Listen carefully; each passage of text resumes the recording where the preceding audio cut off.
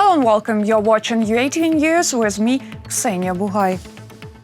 Let's start with the latest developments from Ukraine. The past week was marked by a number of meetings of world leaders to discuss issues of cooperation and global security. This is the G7 summit in Great Britain, the NATO summit, and the meeting of the presidents of the United States and Russia in Geneva. Everywhere, the leaders noted that the main violators of world peace were the Russian Federation and China. Therefore, countering the unfriendly activities of these countries became the leitmotif of almost all meetings. Ukraine was among the topics as well and received support of its territorial integrity and Euro-Atlantic aspirations. More details in the following report. The G7, the most powerful economies of the world, leaders of the European Union and the United Nations, all of them gathered all together last week in Cornwall for the first time since 2019. Given the COVID-19 pandemic is gradually declining and global vaccination campaign is in full swing, the leaders, among other things, agreed to provide additional vaccines to all those in need. A week ago, I asked my fellow leaders to help in preparing and providing the doses we need to vaccinate the whole world by the end of 2022. I'm very pleased to announce that this weekend, leaders have pledged over 1 billion doses, either directly or through funding to COVAX. That includes 100 million from the UK to the world's poorest countries, which is another big step towards vaccinating the world. And on Monday, leaders traveled to Brussels to take part in NATO 2021 summit. The highest hopes were set upon the US President Joe Biden, who's been expected to prove his commitment to the Euro-Atlantic values, security and, in general, relations disrupted by his predecessor Donald Trump. Having spoken to NATO Secretary-General before the meeting, Joe Biden reassured the US stays with the allies. NATO is Article 5 we take as a sacred obligation. And I constantly remind Americans that when America was attacked for the first time in its shores since what happened back in the beginning of World War II, NATO stepped up. NATO stepped up, and they honored Article 5. And I just want all of Europe to know that the United States is there. The United States is there. The allies discussed the threats NATO is likely to face in the nearest future as well as ways of their prevention. According to leaders, those are China and Russia. In a joint communiqué, they stated that NATO poses no threat to Russia and is ready for a political dialogue in case the Kremlin expresses the same readiness. Our relationship with Russia is at its lowest point since the Cold War. And Moscow's aggressive actions are a threat to our security. NATO remains committed to our dual-track approach of defense and dialogue. We will keep our defenses strong while remaining ready to talk, to make our positions clear, avoid misunderstanding and prevent escalation. One of the topics discussed during the summit was the situation in eastern Ukraine. The allies stressed on Russia's responsibility in the issue of settling the warfare in Donbas. Besides, they've also reiterated their support of Ukraine's aspirations to join NATO. However, the country has to fulfill the important precondition to get a membership action plan. The first question, it depends on whether they meet the criteria. The fact is they still have to clean up corruption. The fact is they have to meet other criteria to get into the action plan. And so it's, school's out on that question. It remains to be seen. In the meantime, we will do all that we can to put Ukraine in the position to be able to continue to resist Russian physical aggression. And it will not just depend on me whether or not we conclude that Ukraine can become part of NATO. It will depend on the alliance and how they vote. The following day, US President traveled to the Swiss city of Geneva to meet with Russian President Vladimir Putin. The talks had an agenda that ranged from bilateral relations, strategic stability, computer security issues and the fight against cybercrime, to economic cooperation, the climate, the Arctic and the fight against the coronavirus, passing through other topics such as regional conflicts and crises. After the meeting with Putin, Joe Biden underlined his country supports Ukraine. There are also areas that are more challenging. I communicated the United States' unwavering commitment to the sovereignty and territorial integrity of Ukraine. We agreed to pursue diplomacy related to the Minsk agreement. Yet before all the meetings of the European leaders, Ukrainian president gave an interview to foreign media. Volodymyr Zelensky urged his counterparts to get to know the current situation in Ukraine better before placing strong reform demands. The country does everything to meet the criteria placed by foreign partners. However, the main attention should be paid to resolving of the conflict in Donbas and achieving of geopolitical stability, Zelensky noted. Reported by Vadim Kramer, UATV News. The situation in Donbas, a high level of military threat from Russia, and Kyiv's efforts to restore peace, all this was discussed last week by the President of Ukraine and the OSCE chairperson in office. Volodymyr Zelensky thanked Linde for the attention that the Swedish chairmanship of the Organization for Security and Cooperation will pay to a peaceful settlement in the east of Ukraine. Linde in turn called the conflict in Donbas one of the biggest threats to European security. Recently, I was in the east of Ukraine on the front line. Because of the work of a sniper from the occupied territories, cameras were shot and broken, and are not working. Technically, I mean. There are many cameras, as well as some OSCE cameras that do not work. My question is what we can do to increase the number of OSCE cameras and increase the number of drones. The first visit as chairperson in office, but it's also the first revisit, and I travel every week to different parts. And this is, of course, a signal that Ukraine is the top priority for us as chairperson in office. And this spring, when we saw the Russian military buildup along the borders and on Crimea, and the lack of transparency and the tension it rose, it made me as chair to immediately go out both publicly and to also to call to the Russian foreign minister to ask for de-escalation and to follow the commitments that also Russia has done to OSCE commitments and principles. Residents of separate areas of Donetsk and Luhansk regions are forced to take Russian passports. Ukrainian politicians and human rights activists are concerned about the consequences of such actions. Why did the occupation administrations become more active in this issue, and what opportunities are residents of those areas deprived of? My colleagues found out. 584,000 Russian passports were issued by the occupation authorities in separate areas of Donetsk and Luhansk regions. Moscow started forcefully introducing them 2 years ago, but before the elections to the State Duma to take place in the fall, the process was stepped up. This is also done to enslave the residents of those territories and to replenish the Russian army with new recruits, volunteers say. If you have a Russian passport or are registered as a citizen of Russian Federation, as it was in Crimea, for example, this means automatic determination of citizenship for Russia. It states it has the right to defend you, come to you with the army, defend its version of history, international and domestic, its idea of justice, including the right to send its troops. The occupation administrations plan to issue passports to 1 million residents of the territories uncontrolled by Ukraine by the end of the year. But there ain't so many willing to take Russian documents. There are no people in the offices. Russian authorities have already exhausted the layer of civil servants, military men and policemen. And now they want to include the youth into the list, and young people are in no hurry to get a passport. In order to force young people in the occupied parts of Donbas to receive a Russian passport, the restriction rules for admitting children from 14 to 16 were tightened and checkpoints. Previously, they could travel to the territories controlled by Ukraine on the basis of a birth certificate. Now teenagers are required to have a passport. According to Parliamentary Commissioner for Human Rights, applicants don't have time to submit documents to universities in due terms.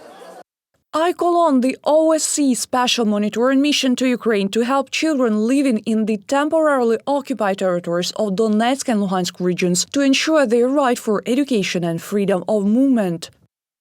At the moment, people are released from the uncontrolled territories only at 2 checkpoints, in Novotroitsk and Stanitsa Luhanska. The work of the rest is being blocked by the illegal armed groups, despite the constant pressure on this issue from the official Kyiv and Ukraine's partners in the peaceful settlement of the situation in Donbas. Reported by Vadim Kramer and Danilo Kobza, UATV News.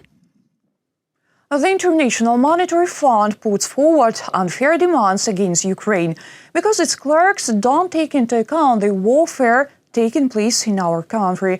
This was stated by President of Ukraine Volodymyr Zelensky during an interview with foreign journalists.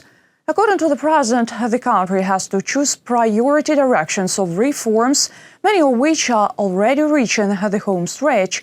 What laws does the president ask to improve, and when can Ukraine count on a new tranche of the IMF? See the story. Reforming of the judicial system is the main requirement of the International Monetary Fund to continue cooperation with Ukraine and provide the next tranche. The documents, which have already been approved by the Parliament in the first reading, should unblock the work of the High Qualification Commission of Judges and the High Council of Justice. This will allow starting the purification of the judiciary and organizing effective control of the decency of judges, officials say.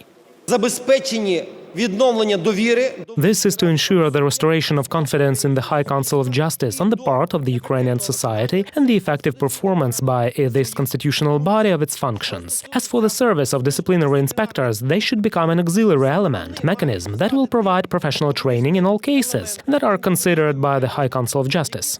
According to experts, it is the judicial reform that is fundamental for the IMF, since without it, money and business in the country cannot be protected. While the courts are making decisions by the call or for money, investments in our economy will not come, not only foreign but even domestic. And if there is no investment in Ukraine, it means that there will be no economic growth in Ukraine. Accordingly, what's the point in the IMF program then? Another important area that our Western partners are paying attention to is the stability and independence of the banking system. The Parliament has already in the first reading approved bills on corporate governance in banks, bankruptcy procedures for financial institutions, and expanding the rights of the Deposit Guarantee Fund. During the history of the fund, more than $4 billion were identified as those that were withdrawn from the bank to the institutions in the interests of creditors by persons related to banks. The Deposit Guarantee Fund needs tools to prove these cases now and to respond quickly to such abuses in future.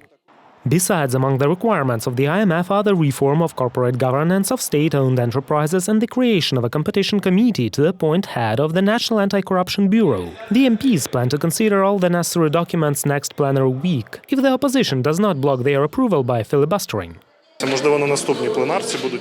Perhaps there will be extraordinary meetings the next plenary week if we do not keep pace with the package of judicial reform or banking reform. We have there a second reading on High Qualification Commission of Judges of Ukraine on High Council of Justice. There are 700 amendments, but there is no filibustering, so we do not expect destructive actions there. We also have a banking law that is spammed. We'll wait for the will of our colleagues from the opposition factions. If all conditions are met, Ukraine can expect the next tranche from the IMF already in the fall. Reported by Vadim Kramer and Yulia Krychkova, UATV News.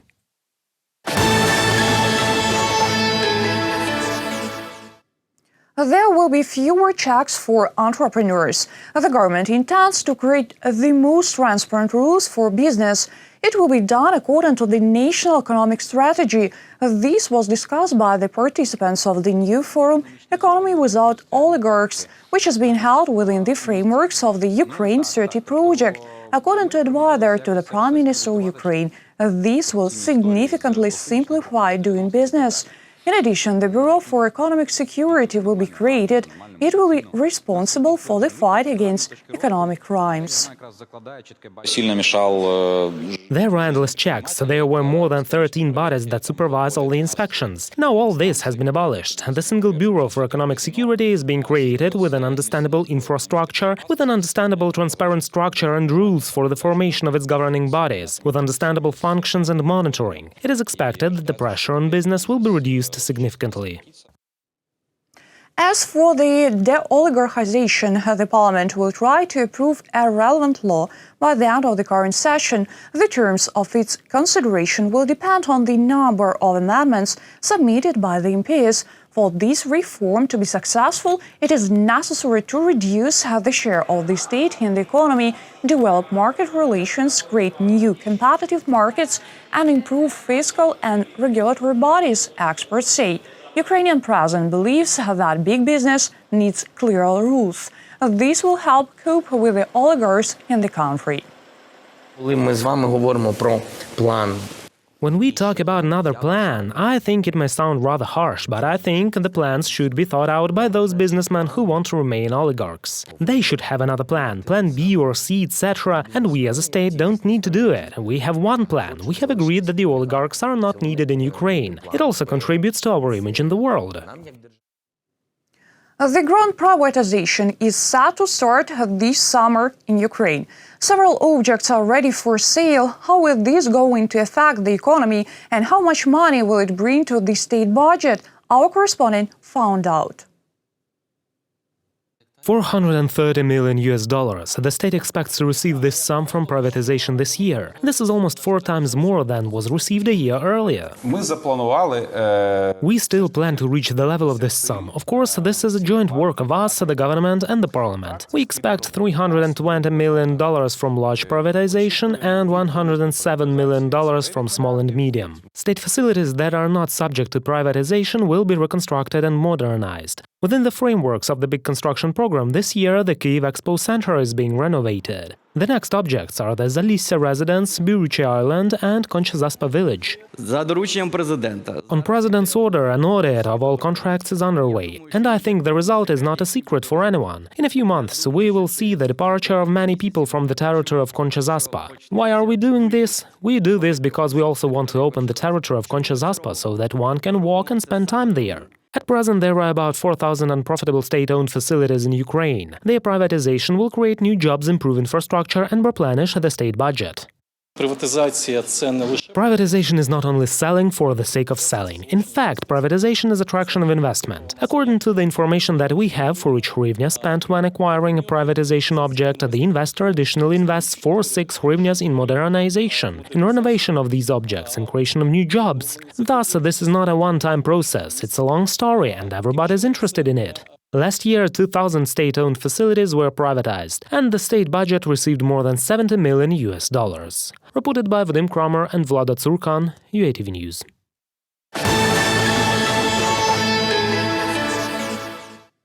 Quarantine in Ukraine will last until the end of summer, but the rules will be changed. The COVID incidence rate allows this. Mass events in the premises were allowed without restrictions on the number of people.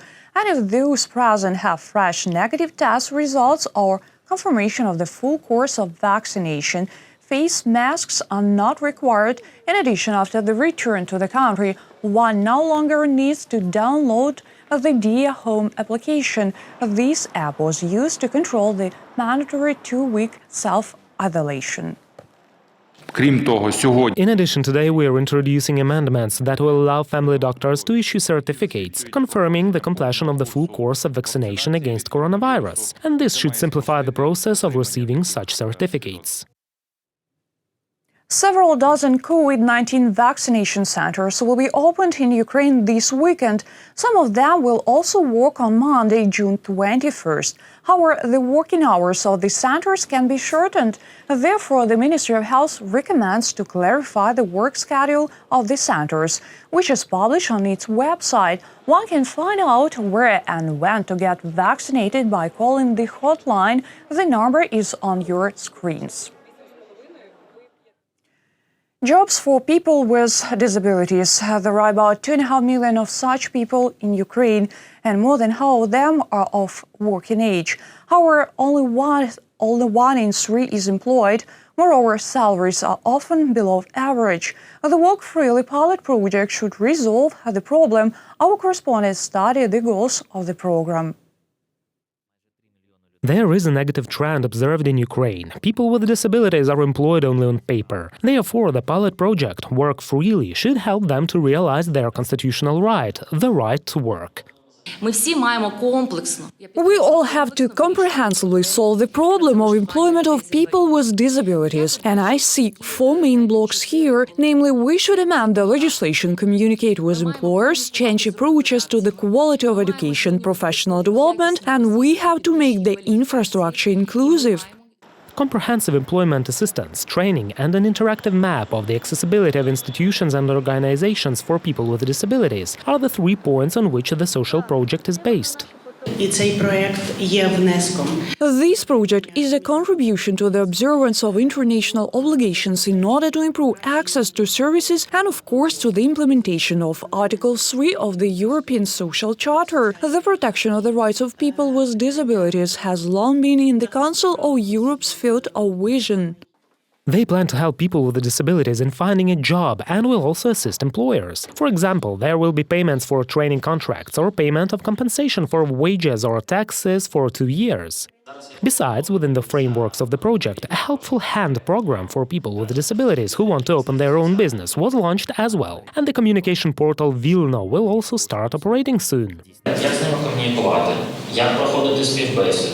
One will know how to communicate with them, how to pass an interview, how to enter the team so that they can become a full part of the team. All those tasks will be implemented by the portal. This portal will allow to conduct interviews, collect data and help the candidate to get ready for the interview. In a couple of years, the experts expect to receive the first positive results. Reported by Vadim Kramer and Yulia Hronovska, UATV News.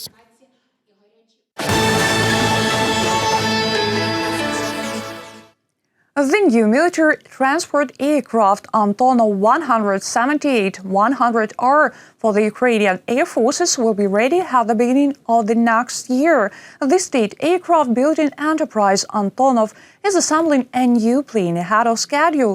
Our correspondents know the details. This aircraft is an advanced development of the Antonov plant. It was first presented in 2015. It can lift 18 tons of cargo into the air and fly over 1,000 kilometers with it. The aircraft develops a speed of more than 800 kilometers per hour. It should replace the outdated Antonov 12 and Antonov 26 for the military.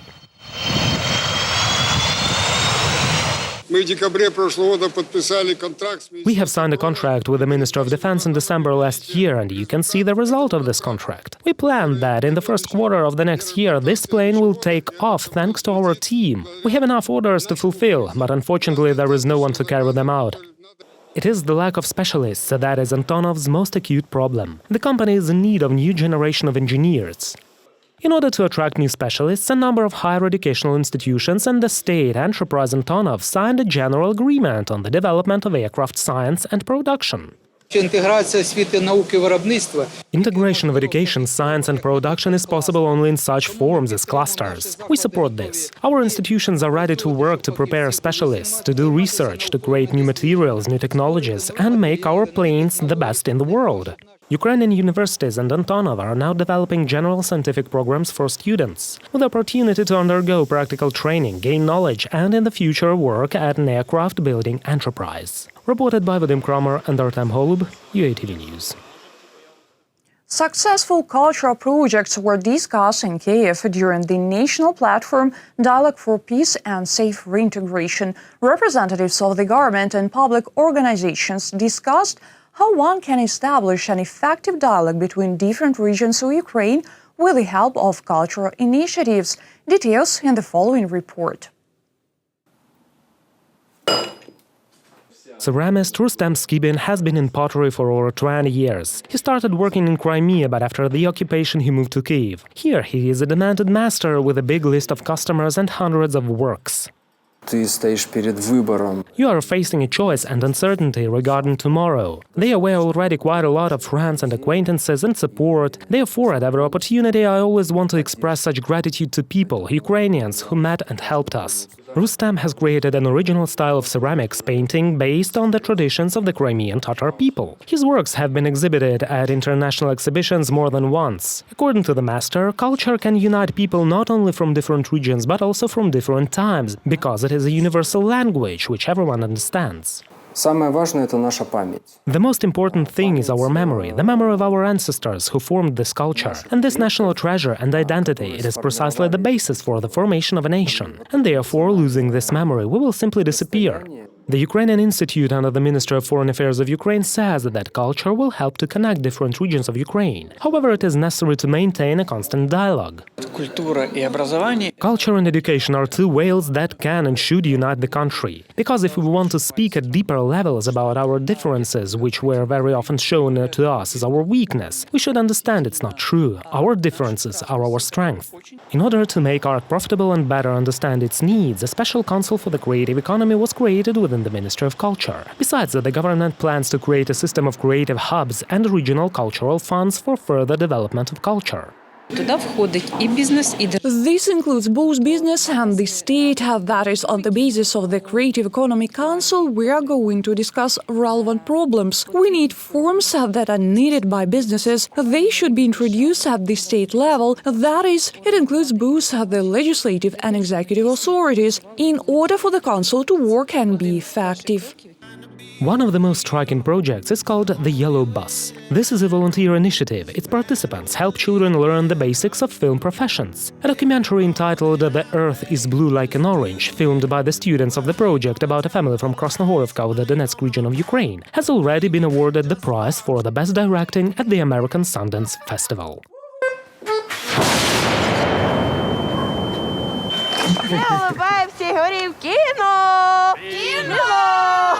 Reported by Vadim Kromer and Danilo Kobza, UATV News. That was our final story this week. Thank you for watching. Stay tuned. More updates on our official website, YouTube, Facebook, and Twitter pages.